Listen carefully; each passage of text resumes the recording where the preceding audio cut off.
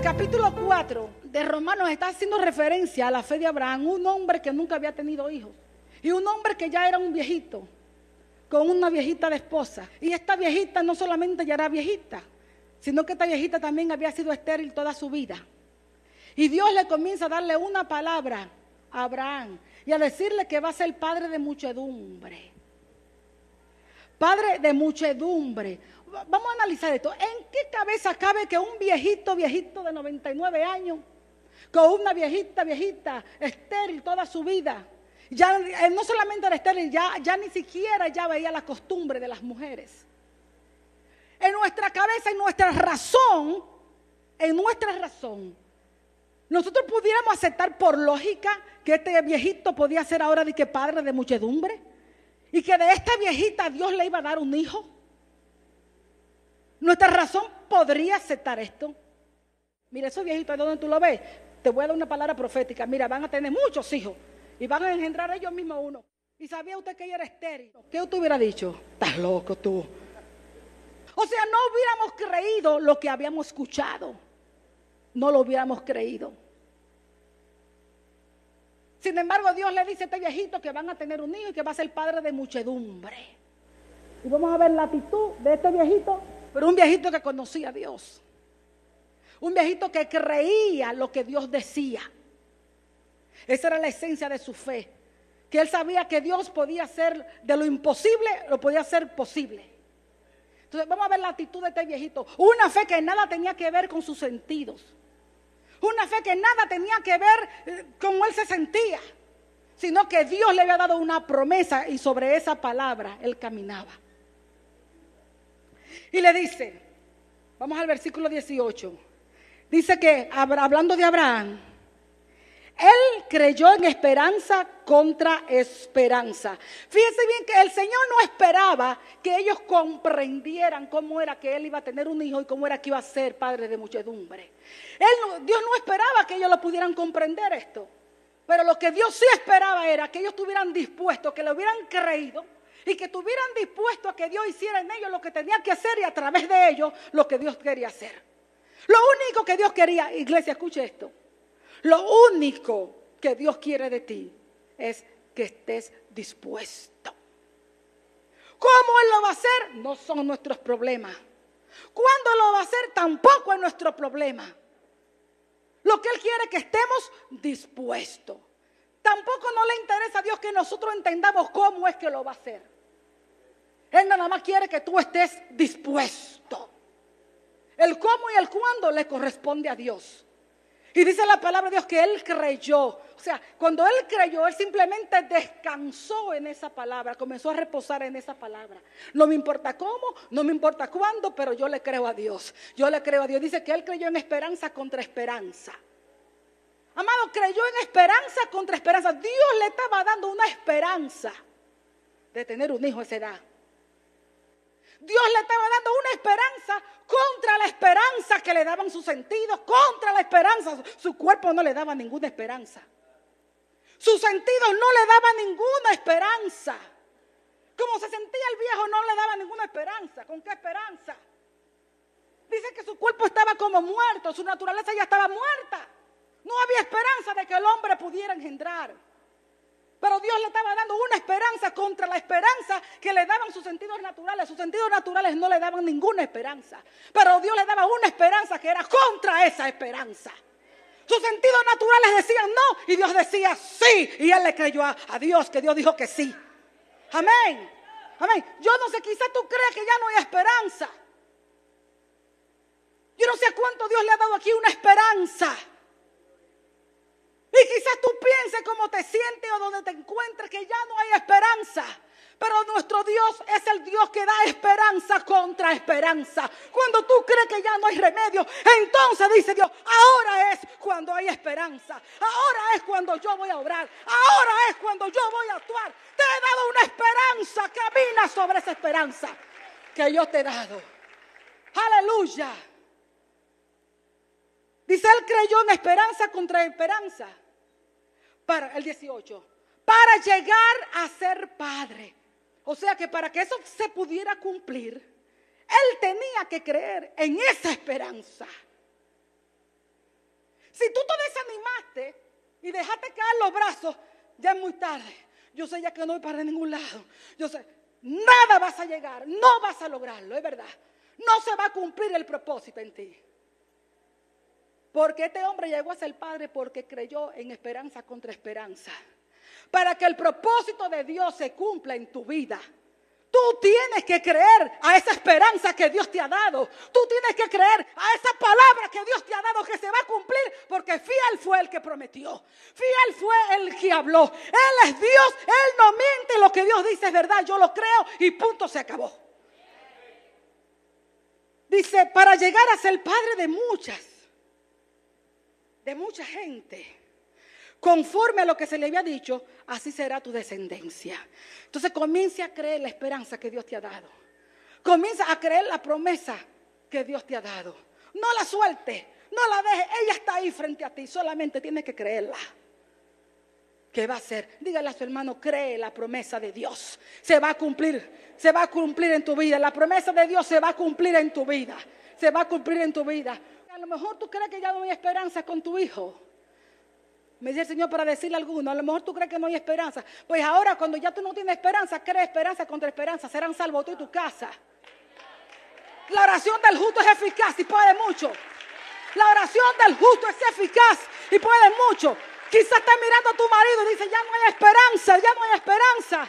Pues dice la palabra del Señor que de acuerdo a tu vida, tu comportamiento, mujer, vas a santificar a tu marido. Hay esperanza, hay una promesa sobre tu casa. Aleluya. A lo mejor tú estás enfermo y los médicos ya te han dicho que no hay cura, que no hay sanidad para ti. Pero dice el Señor, fíjate, te dije que lo que Él hace es lo que Él es. Y Él es el sanador. Hay esperanza. El sanador está aquí también. Hay esperanza. Él es el que sana porque Él es el sanador. Él es el que salva porque Él es el salvador. Él es el que liberta porque Él es el libertador. Él es el que da paz porque Él es el príncipe de paz. Aleluya. Todo lo que Él hace es lo que Él es. Él es el que redime, Él es el que te rescata porque Él pagó el precio, Él es el redentor. Todo lo que Él hace es lo que Él es. Entonces, si hay esperanza, mientras Dios esté en su trono, hay esperanza. Mientras Jehová sea nuestro Dios, Jesucristo el Señor en los cielos y en la tierra, hay esperanza. Aleluya. Y dice la palabra de Dios, y no solamente fue que creyó en esperanza. Mire, este hombre tenía que luchar, No solamente creyó en esperanza contra esperanza. Fíjese, no se debilitó en la fe al considerar su cuerpo que estaba ya como muerto, siendo de casi 100 años, o la esterilidad de la matriz. Fíjese, él creyó en esperanza contra esperanza para llegar a ser padre. No se debilitó en la fe. Su fe no se debilitó cuando su cuerpo le daba el testimonio de que no. Continuamente sus sentidos naturales, continuamente su cuerpo, amado, es duro luchar contra eso. Continuamente sus sentidos naturales, su cuerpo le daban la evidencia, le daban testimonio. Dice, al considerar su cuerpo, el testimonio que le daba su cuerpo le decía, imposible. Le daba testimonio, no es posible. Pero Dios decía, sí es posible. Sí es posible. Tampoco dudó. Mire, tampoco dudó. O sea que él no titubeó en ningún instante. Este es tremendo. Amado, porque hay momentos en que dudamos. Y volvemos otra vez. No. Y reprendo al diablo y vuelvo otra vez. No, mi Señor. Pero verdad que hay como un momento, instante. Especialmente cuando se está tardando la promesa. Cuando no estamos mirando lo que nosotros hace rato queremos ver. Cuando estamos esperando algo que no acaba de llegar. Y a veces parece que ya casi lo estamos alcanzando y de repente como que se nos aleja. ¿Verdad que sí? Entonces enseguida como que quiere venir como la duda. Pero este hombre, oiga, me dice la Biblia dice que tampoco dudó. No titubeó por incredulidad. ¿Sabes lo que significa eso? Este hombre, para estar en ese punto, significa, y escúchenme bien, iglesia, que hubo un momento específico, hubo un punto específico en la vida de Abraham, un punto específico, donde él tuvo una entrega personal a Dios. Para llegar a ese punto, o sea, muchas veces no es suficiente la entrega que hacemos cuando recibimos a Jesús. No, que yo me entregué mi vida a Cristo. Si nos examináramos bien, vamos a ver cuántas cosas no le hemos entregado al Señor. Hubo un punto, hubo un instante, donde hubo una entrega total de su vida a Dios. Donde en ese momento le entregó no solamente sus temores, le entregó un ministerio, le entregó todo. Cuando usted se desprende de todo y entiende, es mi vida, todo lo que soy y lo que tengo es tuyo. Y lo pones completamente, no te vas a desesperar, ni por una cosa ni por la otra, porque nada de lo que tienes tuyo es de Él.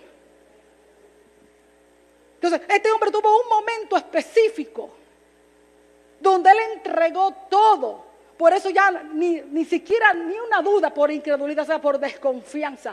Porque nada de lo que él tenía era suyo. Nada de lo que él era le pertenecía. Todo era de Dios. Él era de Dios. Todo lo que poseía era de Dios. Hasta lo que él creía era de Dios. Lo que él pensaba era de Dios. O sea que, amados, hay un punto específico de nuestras vidas donde realmente hay tal entrega de nuestra vida a Dios que nos desprendemos de todo. Nos desprendemos de todo. Nos desprendemos de los negocios. Los negocios son de Dios. Ministerio. Mi ministerio es de Dios. Le entregué el ministerio a Dios hace rato que se lo entregué. Por eso no tengo afanes ni agobio. Se lo entregué. Él me dio un ministerio y yo se lo devolví, pero es tuyo. Vivo por eso con la tranquilidad de que estoy mientras Él quiera. Y cuando Él no quiera, no estoy, porque el ministerio es suyo. No puedo aferrarme a Él porque es suyo. No puedo agitarme de que sea yo porque es suyo. No me voy a encelar porque levante mi hermano más alto que yo porque es suyo. Y no del que quiere, ni del que corre, ni del que Dios tenga misericordia. Es a quien Él quiere, lo da. Porque el ministerio es de Él. Pero cuando nos aferramos, queremos las cosas a mi manera. Y cuando yo quiera, porque creo que es mío, no estoy manejando una empresa mía. Esta es la empresa del Señor. Entonces el ministerio y todo es de Dios. Cuando tienes negocios, si tú entregas tus negocios a Dios, no te va a importar que si viene la depresión, no te va a importar que si los tiempos están buenos o están malos, porque no es tu negocio, es el negocio de Dios y el diablo a él nunca se lo va a arrebatar. Pero cuando el negocio es mío, tú ya estás, hoy dicen que la depresión, que la cosa está poniendo cara, que los negocios están ahora malos, que los negocios están flojos. ¿Qué me importa a mí? El negocio es de Dios, vamos a ver si contigo puede.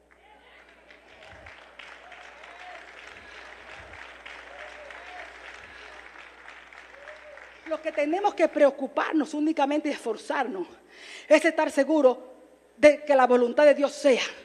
Y no que me mande yo a tomar decisiones que Él no me ha mandado a hacer. Eso sí, no partir a la ligera. Porque cuando yo tomo decisiones que Él no me ha mandado tomar, no puedo tampoco esperar que luego Él me apoye. Él va a apoyar las decisiones que tomamos conforme a su voluntad. Entonces, es muy importante que tengamos un punto en nuestra vida, un punto, donde podamos desprendernos de todo y entregárselo al Señor. Por fe andamos, no por vista. Hermano, aún la salvación misma, algo, en todos los cristianos esta palabra es común. La salvación, diga la salvación. ¿Cuánto hemos escuchado la salvación del hombre? ¿Verdad? Todo el mundo conocemos la salvación. Pero ¿tú viste a Cristo allí en la cruz del Calvario? ¿Tú lo viste? Tú no lo viste, pero lo creíste por fe. O sea, no fue por lo que vimos. ¿Qué pasó cuando lo creíste? Cuando tuviste fe en esa muerte de Cristo. ¿Qué pasó? Enseguida hubo un cambio en tu vida, porque eso es lo que hace la fe. Es la fe la que agrada a Dios. Cuando creímos que a Jesucristo en la cruz del Calvario le fue imputado mi pecado y a mí me fue imputada su justicia. Qué fresquecito, qué livianito nos sentimos. ¿Cómo sucedió eso? ¿Vivíamos nosotros hace 2000 años? No, fe, lo creímos. Simplemente lo creímos. Pero lo creímos con fe en el corazón, convicción. Decimos que la presencia de Dios está aquí en medio nuestro. ¿Usted la está mirando? ¿La estamos mirando? ¿Ustedes están mirando a Jesús? ¿Quién lo está mirando ahora mismo? ¿Quién lo mira? No lo estamos mirando con nuestros ojos físicos. Pero la Biblia dice que donde dos o más están reunidos en mi nombre, allí yo estoy. Dice que Él habita en la alabanza de su pueblo. Que Él estaría en nosotros y con nosotros. Entonces, ¿está Jesús aquí presente o no está aquí presente? Andamos por fe, no por vista. Entonces, si Él está presente aquí, ¿por qué tanta irreverencia en la iglesia? Si creemos de verdad que Él está aquí presente, ¿por qué a la hora de adorarle no le adora? ¿Por qué no rinde tu corazón? ¿Por qué te mantiene todavía con altivez y con soberbia? Si Él está, ¿lo cree o no lo cree?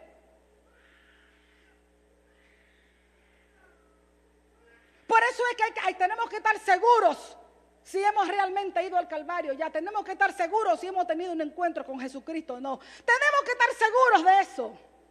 ¿Sabes por qué? Porque solamente cuando tenemos un encuentro con Cristo y vemos a Dios y le conocemos a Dios como Dios, es que realmente es en el Calvario donde el hombre restaura su posición. Es en el Calvario donde tú te das cuenta que Él es Dios y que tú solamente eres un hombre.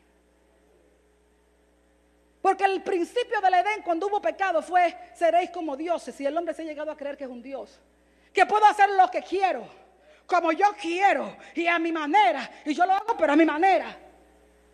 Y es solamente cuando tienes tu encuentro con Cristo, cuando miras a Dios como Dios, te das cuenta que tú no eres Dios. Él es Dios y tú eres un hombre. Simplemente un hombre. Te he restaurado tu posición inicial. Y ahí entonces vas a entender que no es a tu manera. Que si le vas a adorar, vas a tener que adorarle en espíritu y en verdad. ¿Sabes lo que significa en espíritu y en verdad? En espíritu, que tiene que haber nacido de nuevo.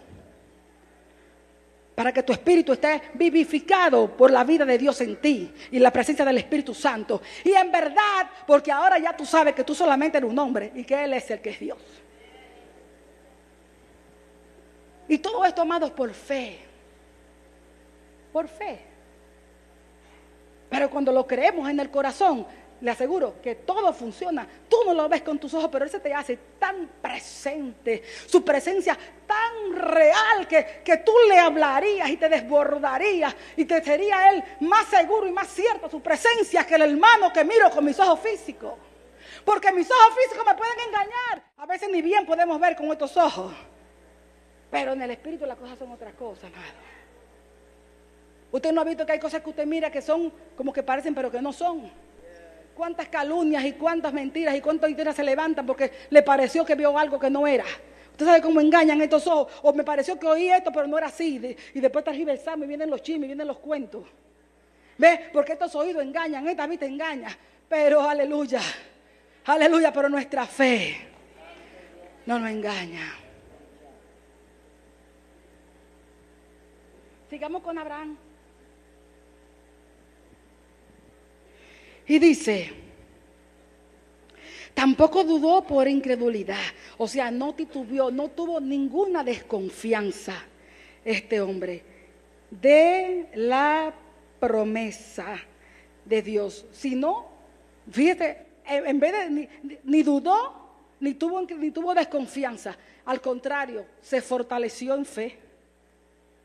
Se fortaleció en fe. ¿Sabe por qué? Porque él no solamente estaba creyendo en la promesa, él estaba creyendo era a aquel que le hacía la promesa.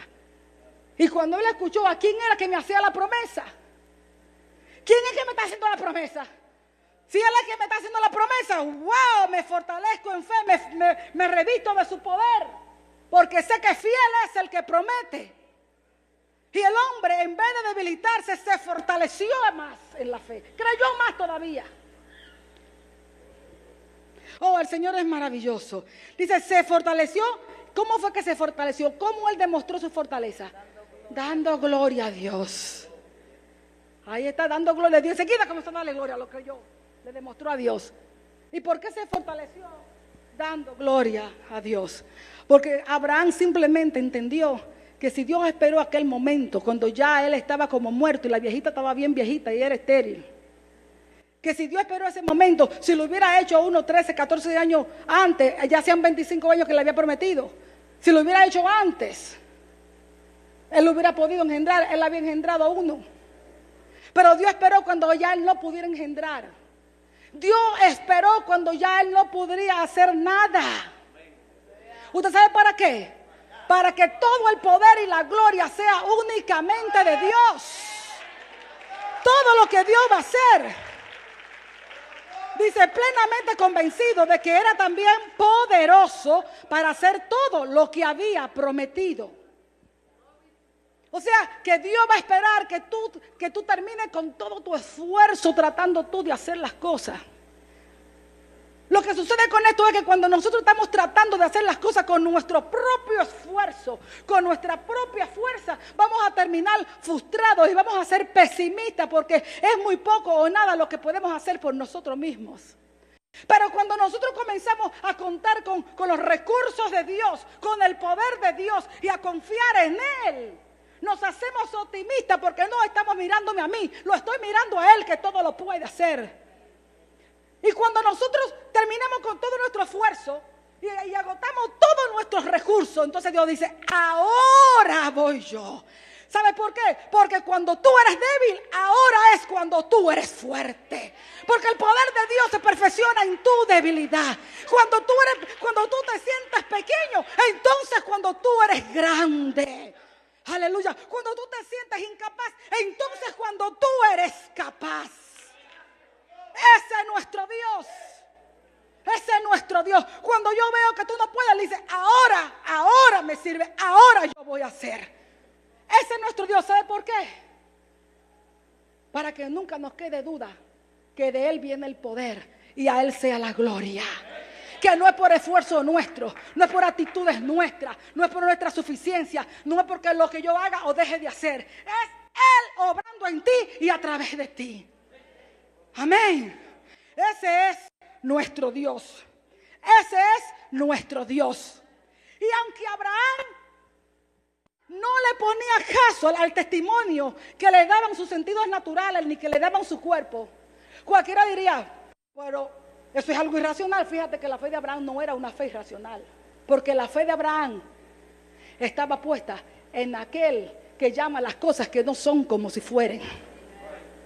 Era una fe racional. Él sabía en quién él había confiado. Él sabía en quién él había creído. Él sabía que Dios no podía mentir. Él sabía que Dios era fiel para cumplir. Él ya había visto inclusive la mano de Dios en su vida y sabía que él ya era especialista en llamar las cosas que no son como si fueran, y ellas vienen a ser. Cuando Dios llama las cosas que no son como si fueran, ellas vienen a ser por el poder de la palabra que hay en Él.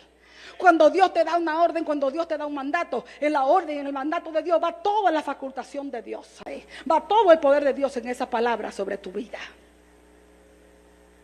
Así que comienza a creer en esperanza contra esperanza. Tenemos también otros casos que voy a ir rapidito. Vamos a Josué. Miren nada más las palabras que le da Dios a Josué aquí. Nada más les voy a leer algunos, capítulo 1, yo les voy a decir algunos versitos para que ustedes vean nada más en qué se basó Josué para creer todo el resto a Dios. Y luego yo esta historia se la voy a hacer para que así abundemos un poquito. Mire el versículo número 1 lo que dice. Vamos a ver quién era Josué. Aconteció después de la muerte de Moisés, siervo de Jehová, que Jehová habló a Josué, hijo de Nun, servidor de Moisés, diciendo: mi siervo Moisés ha muerto. Ahora pues levántate y pasa este Jordán, tú y todo este pueblo, a la tierra que yo les doy a los hijos de Israel. Vamos al 5. Escucha ahora lo que le dice Dios a este hombre. Nadie te podrá hacer frente en todos los días de tu vida. Aleluya. Como estuve con Moisés, estaré contigo. No te dejaré ni te desampararé. Esfuérzate y sé valiente, porque tú repartirás a este pueblo por heredad la tierra de la cual juré a sus padres que les daría a ellos. Solamente esfuérzate y sé muy valiente para cuidar conforme a toda la ley de mi siervo Moisés. A mi siervo Moisés te mandó. Fíjate bien que el esfuérzate y sé valiente no era porque iba a tener que ir a pelear. El esfuerzo de ser valiente era para que guardara su palabra, para que creyera su palabra, todo lo que Moisés le había dado. Dice, no te apartes de ella, ni a diestra ni a siniestra, para que seas prosperado. Mire qué es lo que le trae prosperidad cuando estás obediente a la palabra de Dios. ¿Cuántos quieren ser prósperos? ¿Cuántos quieren ser prósperos? Camine sobre la palabra de Dios, créale a Dios. Créale a Dios y tenga la palabra de Dios morando en su vida. Dice, nunca se apartará de tu boca este libro de la ley, sino que de día y de noche meditarás en él, para que guardes y hagas conforme a todo lo que en él está escrito. Porque entonces harás prosperar tu camino y todo te saldrá bien. Mira que te mando que te esfuerces y seas valiente. No temas ni desmayes, porque Jehová tu Dios estará contigo en donde quiera que vaya. Mire la promesa para Josué. Y a nosotros el Señor nos dijo que Él iba a estar con nosotros todos los días, hasta el último día del mundo. Yo oí, gloria a Dios, y con ciertos gozo y satisfacción, y como un wow, porque Jehová le dijo a Josué, porque Jehová tu Dios estará contigo en donde quiera que vaya. ¿Será que esto le dio cierta seguridad a Josué? ¿Qué creen ustedes? ¿Esto le dio cierta seguridad a Josué saber que Dios iba a estar con él? ¿Le dio seguridad? ¿Era suficiente que Dios iba a estar con él todos los días de su vida? ¿Ustedes creen que eso sería suficiente, que Dios estuviera con él? ¿Ustedes creen que es suficiente? Y que nosotros, la iglesia del Señor, Él también dijo que iba a estar con nosotros todos los días hasta el último día del mundo. ¿Lo creemos o no lo creemos? ¿Por qué no es más fácil creer lo que Él le dijo a Josué y se nos dificulta creer lo que nos dice a nosotros?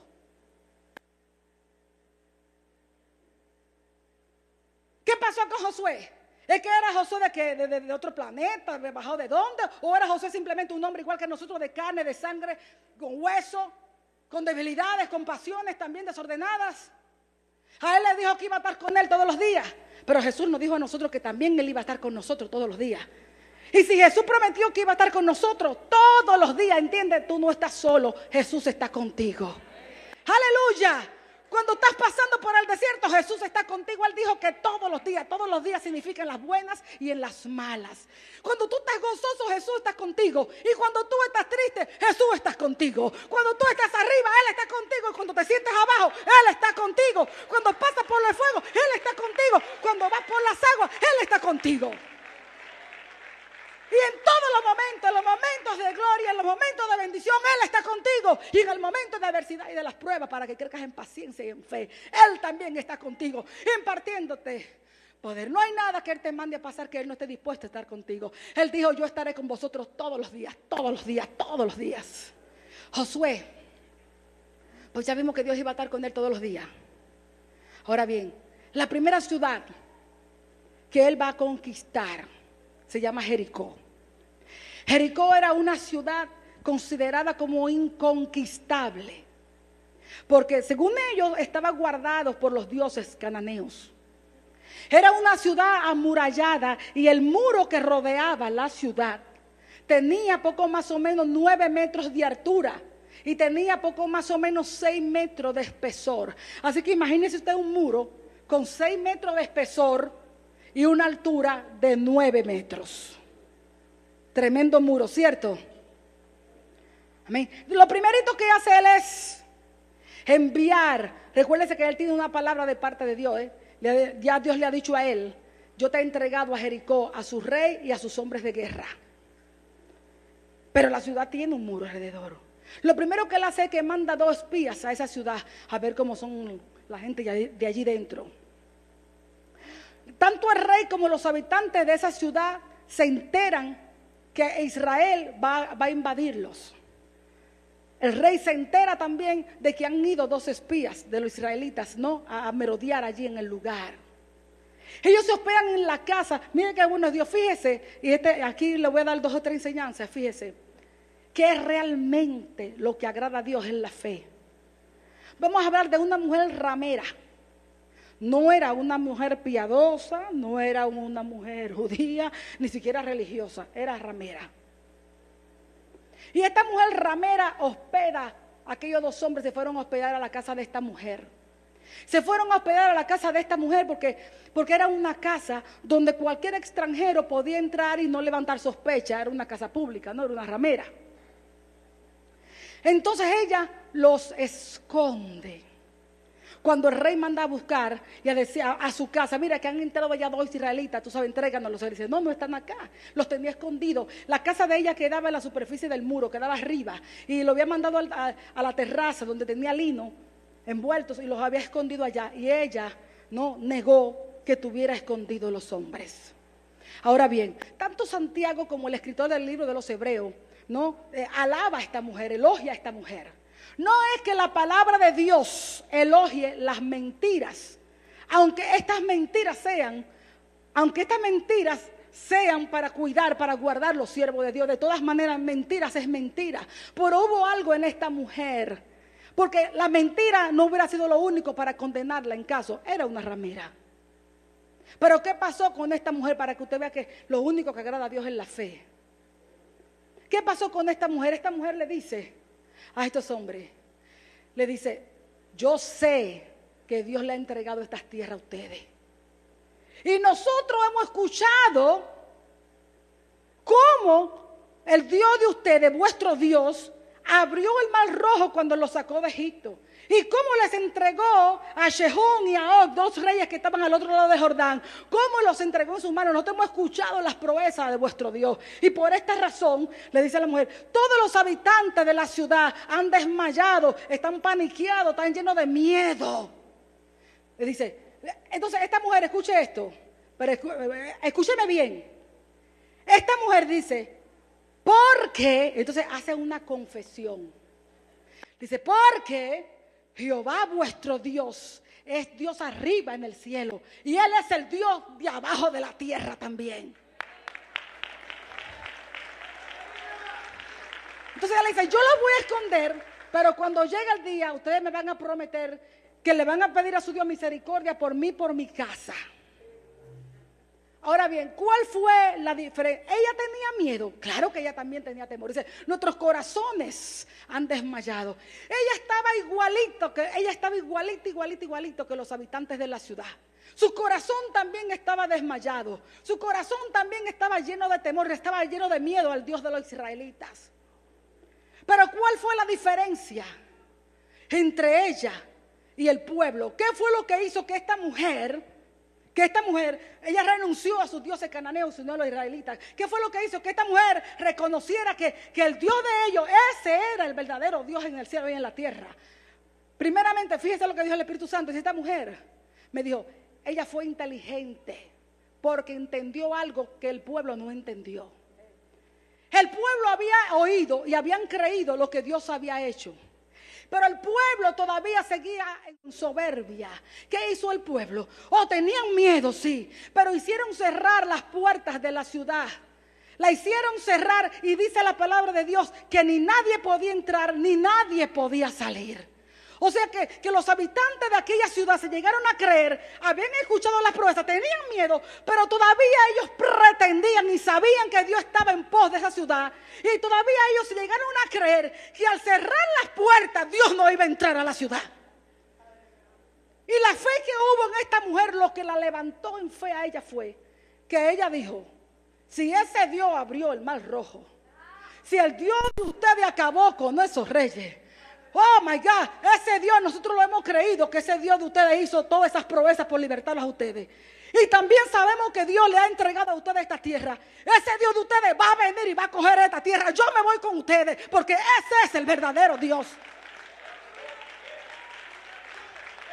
Aleluya. Amado, la fe de esta mujer la demostró con obra. Los otros creyeron que Jehová era el más poderoso, sí.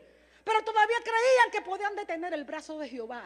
Cuando tú sabes que Dios es Dios en los cielos y que Dios es Dios en la tierra, y a la mujer se le olvidó decir, y aún debajo de la tierra, tú sabes que el brazo de Jehová no puede ser detenido. Que nadie podrá ponerse al propósito de Dios, de Jehová en tu vida. Ya tú has visto proezas en tu vida. ¿Cuánto han visto proezas en su vida. El mismo que ha hecho todas esas proezas en tu vida, comenzando por ponerte un corazón nuevo y un espíritu nuevo. Y comenzando por transformar tu vida, tu existencia. Ese mismo Dios seguirá haciendo todas las proezas que sean necesarias en tu vida hasta que el propósito de Él en tu vida se cumpla. Y ni hombre ni demonio podrá detener el brazo de Jehová. Luego se va rápidamente Josué y se va cerca de Jericó, se va cerca de la ciudad. Él era un guerrero y seguramente sintiendo la carga del liderazgo, se va a la ciudad, a merodearla, a ver qué estrategia, a ver cómo vamos a entrar, a ver cómo está la ciudad. Dice la palabra del Señor algo bien glorioso allí, porque Dios es maravilloso. Y en el camino, escúcheme esto bien, en el camino Dios le da al hombre ciertas experiencias, únicamente en su gracia y misericordia, como para hacerte saber, hey, yo estoy contigo. No para que vivamos de las experiencias espirituales. Nuestra fe no puede estar fundamentada en ellas. Nuestra fe tiene que estar fundamentada en la palabra de Dios. Pero nos da ciertas experiencias porque Él es así, de misericordioso y de clemente. Y sabes que somos únicamente carne. Y se le aparece un hombre, un guerrerazo, a Josué. Se le aparece un guerrero con una espada desenvainada. Aleluya. Y Josué lo mira y le dice, ¿tú estás de parte de nosotros o contra nosotros o de nuestros enemigos? Y aquel guerrero le dice, no, como príncipe de los ejércitos de Jehová he venido ahora. A mí me impactó ese ahora. Como príncipe de los ejércitos de Jehová he venido ahora, porque más tarde yo vengo de otra manera. Aleluya, aleluya. ¿Qué quería decir con eso? Como príncipe de los ejércitos de Jehová vengo ahora. Esta confesión quería decir, yo no vengo a ser tu aliado. Yo vengo a ser el comandante y tú mi subalterno. Aleluya. Soy yo el que voy a comandar y está desenvainada, la espada está desenvainada, simbolizando que el juicio divino ya viene sobre los cananeos. Pero no es tuya, la guerra es de Jehová, porque la guerra no es nuestra, es de Jehová. Y las armas de nuestra milicia no son carnales, sino poderosas en Dios para la destrucción de fortalezas. Aleluya, aleluya. Y enseguida Josué le dijo, Señor, y dime qué es a tu siervo. Dice, quítate los zapatos. Le dijo, quítate los zapatos, que el lugar donde tú estás es santo. Dice la palabra del Señor que Josué adoró. ¿Quién era ese? Jesús. Aleluya. Gloria sea su nombre. Gloria sea su nombre. Gloria sea su nombre. Seguramente, porque él le dijo, ¿qué le dices a tus siervos, mi Señor? ¿Qué le dices a tu siervo? Yo estoy segura por lo que vino después que aquel guerrero le reveló el plan de trabajo. Le reveló el plan de trabajo a Josué. Porque siempre hemos visto que Dios va a revelar siempre lo que tenemos que hacer. Aunque Él va a hacer la guerra, Él siempre, como le dije, aún a Adán lo puso a trabajar en el Edén. Él no quiere que estemos vagos ni perezosos. Entonces le dio una tarea a hacer. Ustedes recuerdan a Josafat, le dio una tarea a hacer también, los mandó en alabanza. ¿Qué hizo él con esta gente? ¿Qué sucedió entonces ahora? Ahora fíjese bien, la guerra ahora es una guerra santa. Es una guerra que la inició Dios y Él va a dar la estrategia. Mire cómo fue esta guerra. Esta guerra dice que Él dio órdenes. E iban a ir todos los hombres de guerra, iban adelante. Iba el ejército allá adelante. Pero junto con ellos iban a ir 7 sacerdotes vestidos de blanco. Llevaban bocina de carnero. E iban a ir delante del arca.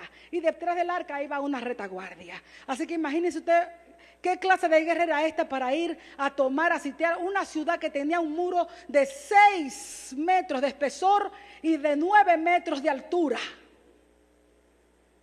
Ellos no podían ir a derribar aquellos muros. Ni podían ir con palos, ni podían ir con mandarrias, ni podían ir con martillo, ni podían ir con ningún instrumento de hierro, ni podían ir con una catapulta, que eran unas máquinas antiguas que se utilizaban para lanzar piedras, porque era una guerra santa. Y la estrategia ya Dios la tenía.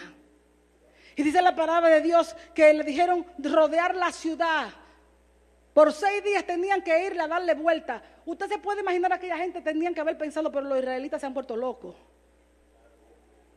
¿Y cómo que esta gente van a pelear? Y seguramente que adentro estaban armados hasta los dientes esperando que ellos trataran de invadir. Imagínese usted nada más una ciudad fortificada como esa y que usted vea óigame, esto es cosa como que, escúcheme esto, la fe no solamente va a ser lo que Dios dice, va a ser como Dios dice que se haga. Aunque nos parezca a veces hasta extraño lo que Dios mande a hacer.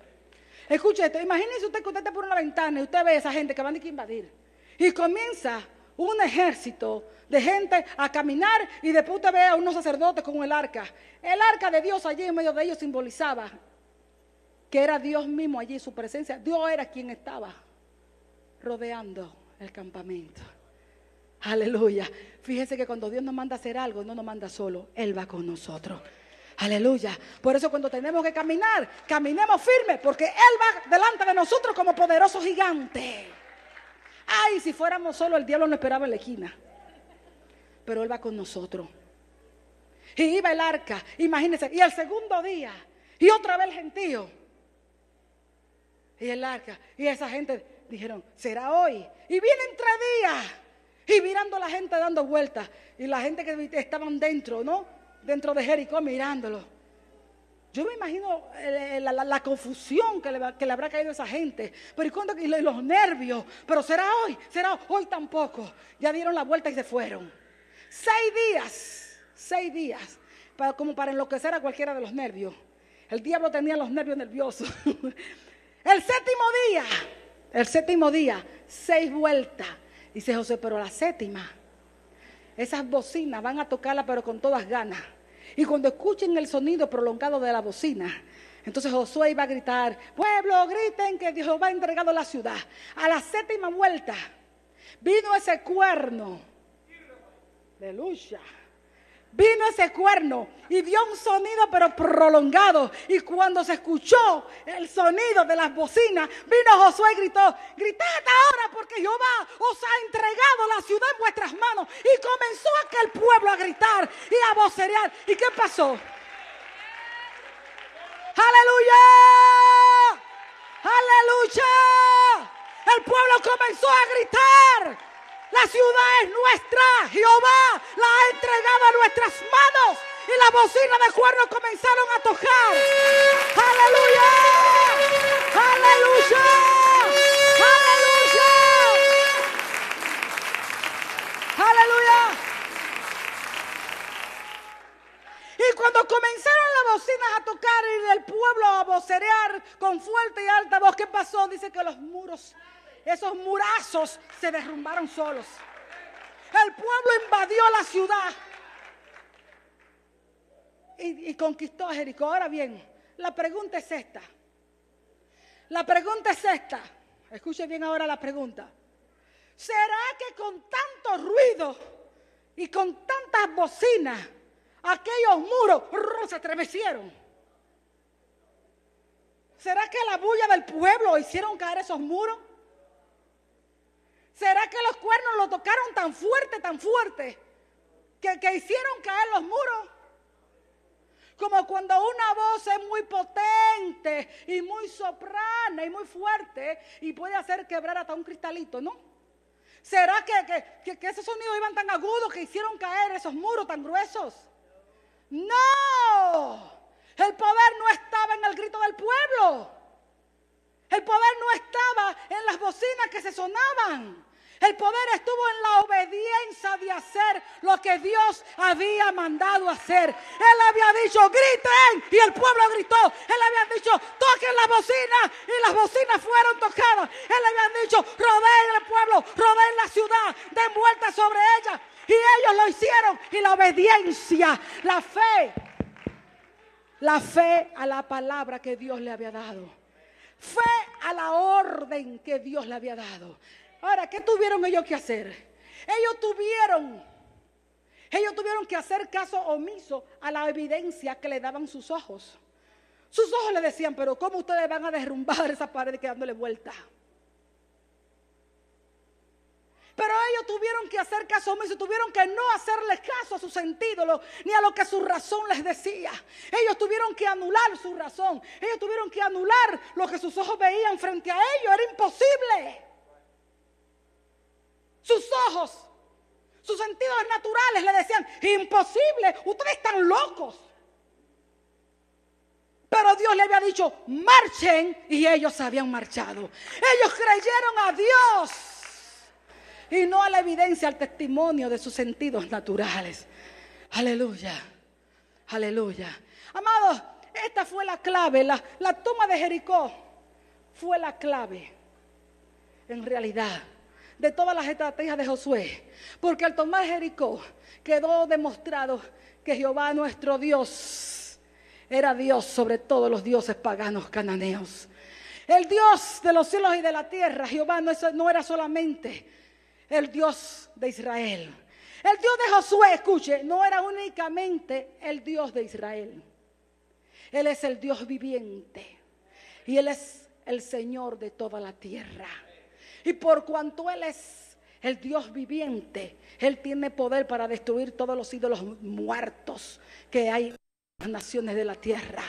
Y por cuanto Él es el Señor de toda la tierra, Él puede ir en la tierra donde Él quiera y hacer en la tierra lo que Él quiera, y hacer en cualquier nación lo que Él quiera, y hacer en cualquier lugar lo que Él quiera. Él es Dios, y Dios de toda la tierra será llamado.